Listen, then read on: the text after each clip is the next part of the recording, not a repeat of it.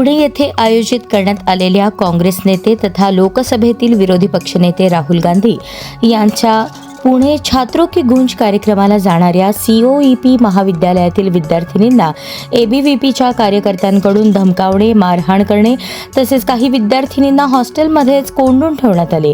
या प्रकारामुळे महाविद्यालय परिसरात तणावाचे वातावरण निर्माण झाले। या विद्यार्थिनींनी काल माध्यमांसमोर आपले प्रश्न आणि आपल्यावर झालेल्या अन्यायाची माहिती दिली होती।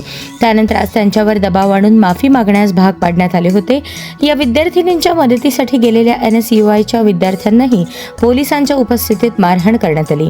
या घटनेची माहिती मिळताच सोलापूर लोकसभा मतदारसंघाच्या खासदार प्रणिती शिंदे यांनी काँग्रेस नेते, पदाधिकारी आणि कार्यकर्त्यांसह COEP महाविद्यालयात धाव घेतली। त्यांनी संबंधित विद्यार्थिनींची भेट घेऊन त्यांना धीर दिला आणि त्यांच्याशी संवाद साधत संपूर्ण घटनेची माहिती घेतली। यावेळी खासदार प्रणिती शिंदे यांनी पोलीस अधिकाऱ्यांशी चर्चा करून विद्यार्थिनींना धमकावणाऱ्या व मारहाण करणाऱ्या संबंधितांवर कठोर कारवाई करण्याची मागणी केली। वरिष्ठ पोलीस अधिकाऱ्यांनी या प्रकरणाची गांभीर्याने दखल घेऊन दोषींवर योग्य कारवाई करण्याचे आश्वासन दिल्यानंतर काँग्रेसचे नेते, पदाधिकारी आणि कार्यकर्त्यांनी महाविद्यालय परिसर सोडला। दरम्यान मारहाणीत काही कार्यकर्ते जखमी झाले असून त्यापैकी 2 कार्यकर्त्यांना अस्वस्थ वाटू लागल्याने उपचारासाठी रुग्णालयात दाखल करण्यात आले।